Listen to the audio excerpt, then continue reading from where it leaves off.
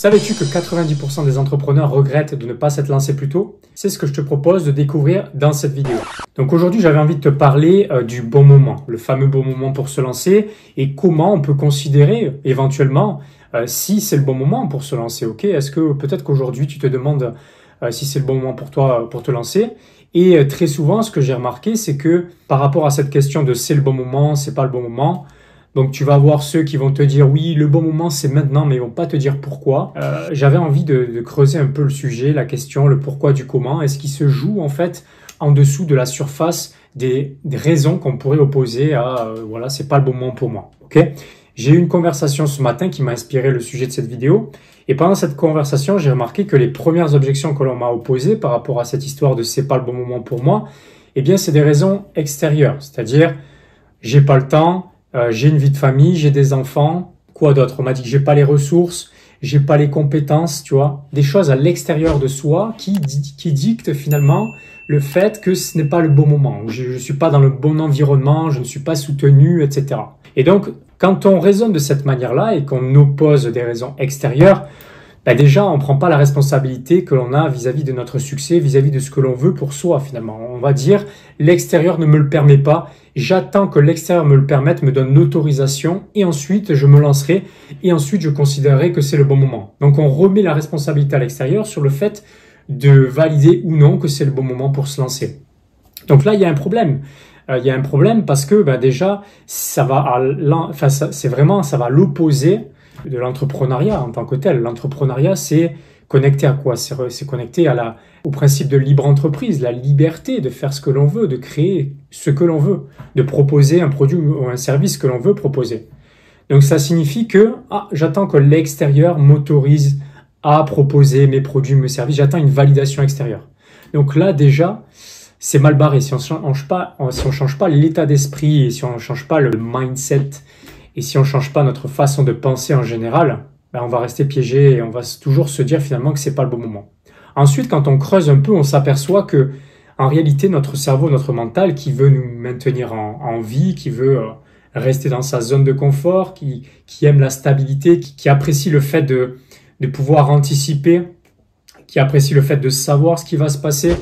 Et lui, il a tout intérêt à nous maintenir dans ses croyances et dans ses pensées que c'est pas le bon moment. Parce que si c'est le bon moment, ça veut dire qu'il y aura du changement. Ça veut dire qu'on va perdre une forme de confort, une forme de stabilité. On va perdre finalement ce que l'on connaît. Et pour avancer, pour évoluer, il faut accepter de laisser mourir une part de soi et de se détacher de l'ancien pour aller vers le nouveau. On peut pas créer du nouveau en se basant sur l'ancien ou en faisant toujours les mêmes choses en espérant avoir des résultats différents. Donc il faut accepter de faire évoluer notre identité qui nous a amené là où on est aujourd'hui pour aller vers là où on veut aller finalement. Donc, ce qui se passe, c'est que les raisons que le mental, le cerveau va opposer pour survivre finalement, eh bien, elles vont cacher les vraies raisons qui font que finalement on reste là où on est et qu'on va pas là où on aimerait aller. Déjà aussi, quand on a certaines envies, certaines pensées, c'est un signal, ok? Donc le fait d'être dans cette dynamique et être inspiré par le fait d'entreprendre, de se lancer, ça vient pas du hasard, ok? Ça vient de quelque part. Donc il y a des ressentis qui se manifestent, donc il y a des signaux intrinsèques, des signaux internes qui sont là par l'entremise notamment de ton âme pour te dire en fait ici t'as plus grand chose à faire en fait. Donc il est temps d'avancer, il est temps de changer, il est temps d'évoluer. Donc, c'est la raison pour laquelle, quand on est dans un métier ou un job que l'on n'aime pas forcément, et qu'on se sent mal quand on y va, ou quand on se sent pas vraiment à sa place, ou quand on s'épanouit pas dans ce qu'on fait, c'est le signe, en fait, qu'il faut apporter un changement, qu'il faut évoluer, ok? Dans la vie, dans tous les cas, nous sommes des êtres d'évolution. Donc, que tu le veuilles ou non, tu es obligé d'avancer. Si tu n'avances pas, ce qui va se passer, c'est que tu vas reculer. Et quand tu recules, tu as la vie qui vient et qui te demande d'avancer. Donc, c'est challengeant, donc c'est douloureux. Soit tu avances parce que c'est la vie qui te pousse à avancer, à évoluer, soit c'est toi qui le décides, tu es inspiré par le fait d'avancer. Donc soit c'est la vie qui va te pousser à sortir de ta zone de confort par la douleur, la souffrance, le fait de ne pas être épanoui dans ce que tu fais notamment, ou le fait de te mettre dans un environnement qui te convient plus, avec des personnes avec qui tu résonnes plus. Ça, c'est la vie qui te pousse à avancer, à sortir de ta zone de confort. Par la souffrance, malheureusement. C'est quelque chose qui t'est un peu imposé, c'est pas toi qui as choisi.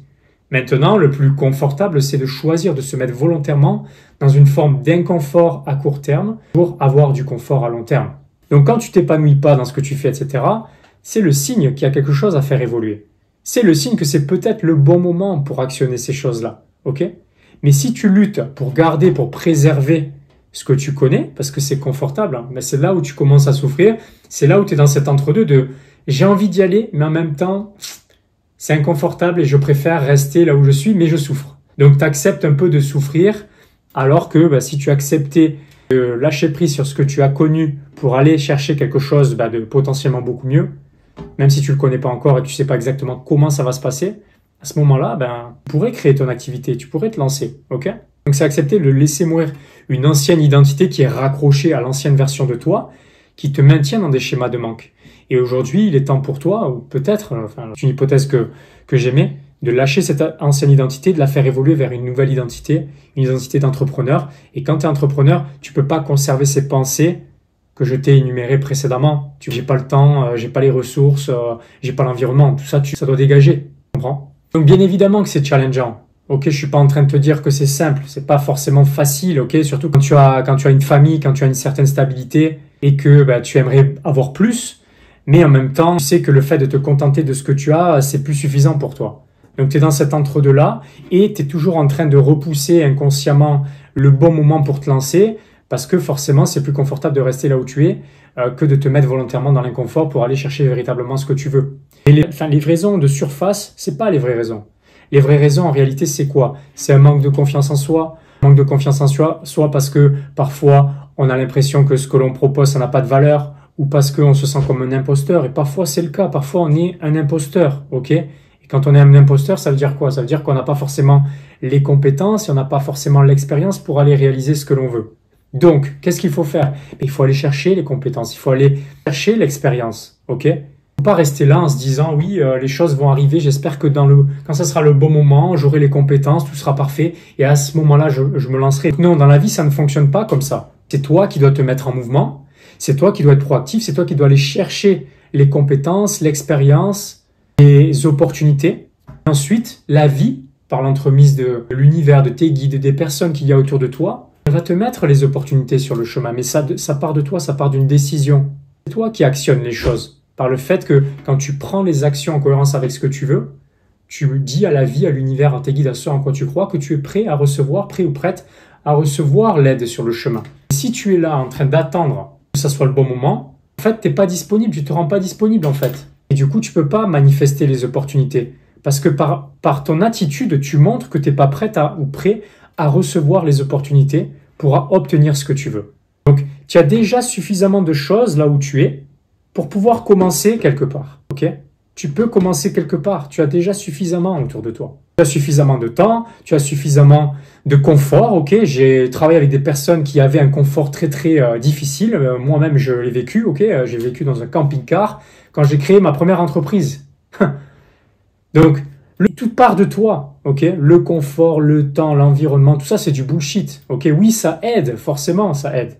Quand tu te mets dans un environnement où tu as des gens autour de toi qui te soutiennent et qui font la même chose que toi, forcément, ça te met dans une dynamique de réussite. Et quand tu n'as pas accès à ça pour le moment, utilise ce que tu as. Et qu'est-ce que tu as aujourd'hui? Tu as potentiellement moins de frustration que là où tu es, ça ne te convient pas. Rien que ça te montre que c'est le bon moment pour te lancer. Si tu es frustré par ta réalité, si tu n'es pas bien au boulot, si tu t'épanouis pas dans ce que tu fais, si tu sais que tu pourrais avoir beaucoup plus que ce que tu as aujourd'hui, si tu sais que tu n'es pas en capacité d'apporter à ta famille le confort que tu aimerais apporter ou à te permettre de t'offrir les expériences que tu aimerais t'offrir à toi, au tien, mais que tu es toujours en train de sortir l'excuse de « on n'a pas les moyens ».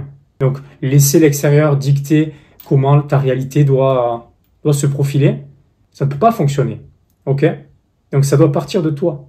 Et les circonstances, tu les crées. C'est toi qui les crées, les circonstances. C'est toi qui te crées les opportunités. Le simple fait que tu y crois dans un premier temps, que c'est possible pour toi. Donc, quand tu commences à croire que c'est possible pour toi, tu commences à te mettre en mouvement. Et tu commences à utiliser les ressources que tu as autour de toi. Le temps, les ressources financières, le soutien, les personnes qui peuvent t'aider. Tout ça, tu utilises ces ressources-là pour avancer sur ton chemin. Et de là, ça va t'amener à autre chose.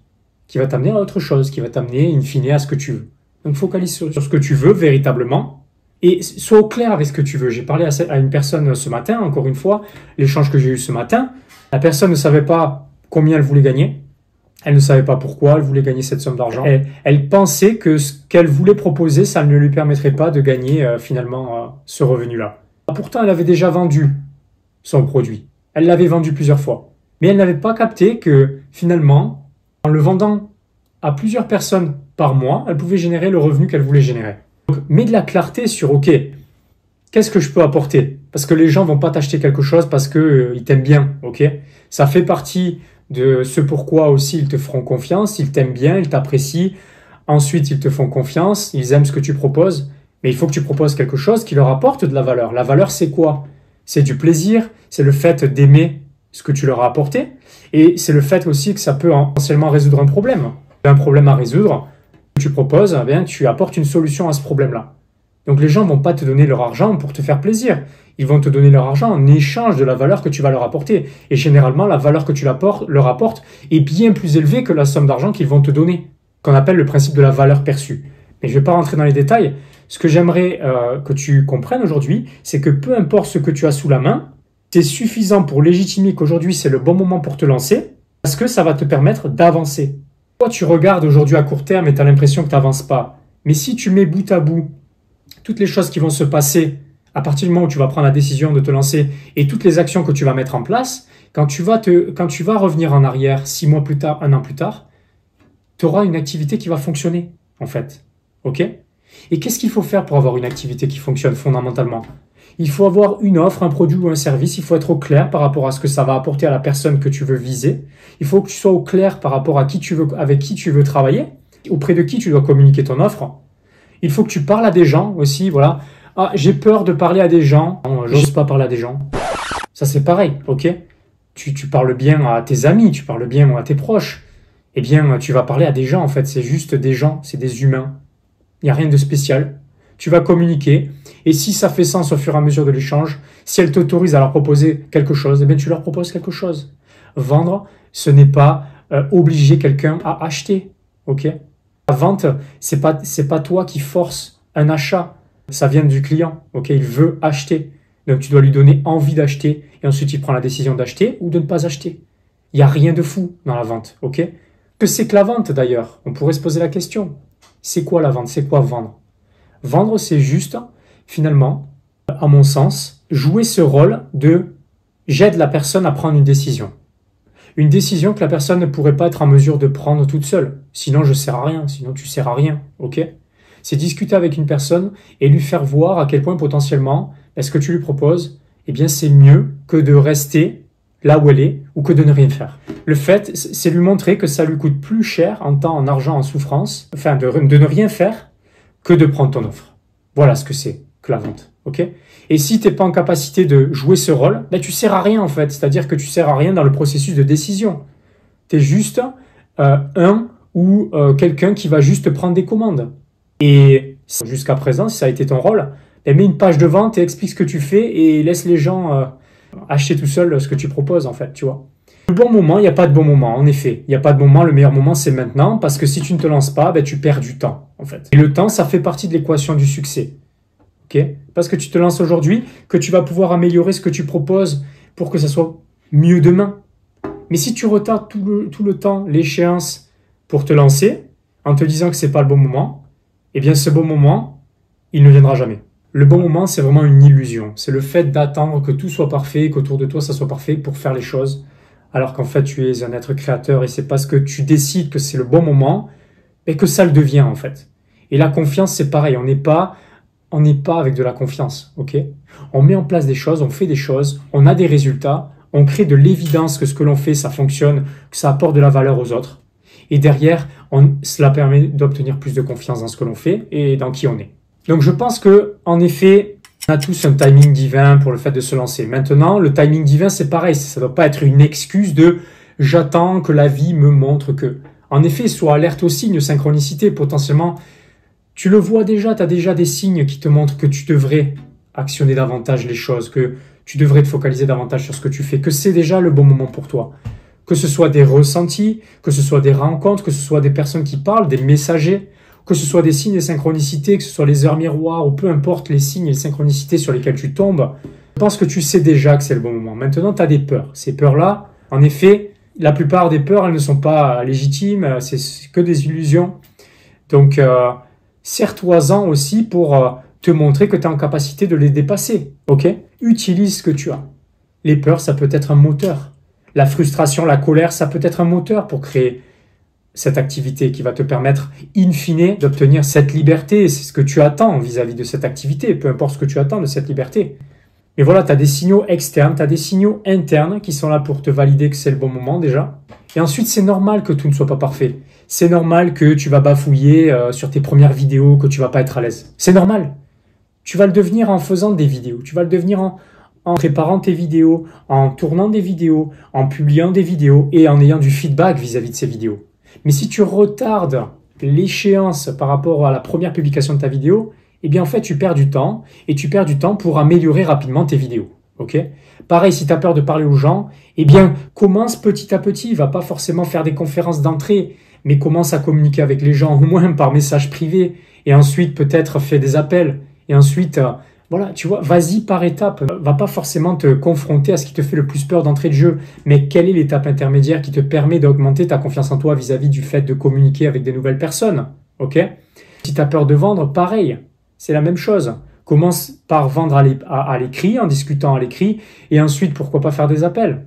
Il n'y a même pas forcément besoin de faire des appels, même si je pense que c'est quand même plus puissant, plus pertinent pour vendre son produit ou son service quand même. Il y a quand même une connexion différente quand on est dans un échange téléphonique et non pas juste en train d'écrire un SMS. C'est vrai, hein, tu es d'accord avec ça. Donc voilà, j'avais envie de te parler de cette histoire-là de c'est le bon moment, c'est pas le bon moment. Et j'espère que ça t'a parlé, j'espère qu'il y a des choses qui ont résonné en toi, que tu vas pouvoir utiliser. Détache-toi de cette illusion que tout doit être parfait autour de toi avant de pouvoir commencer. C'est parce que tu commences que les choses vont s'améliorer et que tu vas tendre vers une forme de perfection que finalement tu n'obtiendras jamais parce que la perfection, c'est quelque chose de subjectif. Quelque chose qui est parfait pour toi ne le sera pas pour quelqu'un d'autre.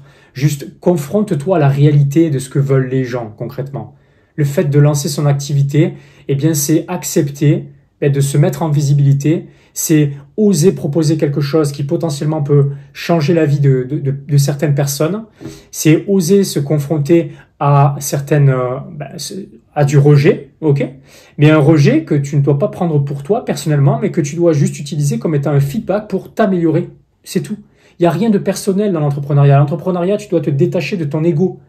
Ok ? Ne prends pas les choses personnellement, ne prends pas les choses à cœur en fait. Juste lance-toi et sur le chemin, tu vas trouver les solutions. Mais c'est une illusion d'attendre d'avoir les solutions et ensuite de se lancer. Parce que quand tu vas implémenter, tu vas t'apercevoir que tout ce que tu auras anticipé, prévu, ça ne va pas fonctionner comme tu l'auras planifié. Tu devras t'adapter. Et donc, si tu retardes le fait de te lancer, finalement, tu n'avanceras jamais finalement. Parce que quoi qu'il arrive, même si tu as un plan parfait, quand tu vas l'exécuter, tu vas devoir l'adapter à la réalité de ce qui se passe dans le concret. Ok ? Donc, j'espère que ça t'a aidé. J'espère que ça t'a motivé à te lancer. J'espère que ça t'a fait réaliser qu'en fait, tu perds du temps. En fait, tu perds du temps. Donc, tu perds du temps. Combien ça te coûte tous les mois de ne pas faire ce que tu dois faire pour avoir des résultats? Ok, que tu le fasses seul ou que tu te fasses accompagner, combien ça te coûte par mois en termes d'argent, en termes d'expérience de vie, en termes de qualité de vie, finalement, en termes de ce que tu es en mesure d'offrir à tes proches. Combien ça te coûte en fait tout ça par mois? Et quand tu conscientiseras que tu es déjà en train de payer tous les mois un crédit inconscient par rapport à ça, peut-être que tu te mettras à lâcher cette excuse de c'est pas le bon moment et que tu transformeras cette excuse en opportunité. Et à ce moment-là, ça se vérifiera dans tes résultats et ceux de ton activité. Ok ? Donc j'espère que ça t'a aidé. Si tu veux regarder notre vidéo, je te conseille de regarder la vidéo ici et je pense qu'elle va t'aider à aller plus vite dans le développement de ton activité.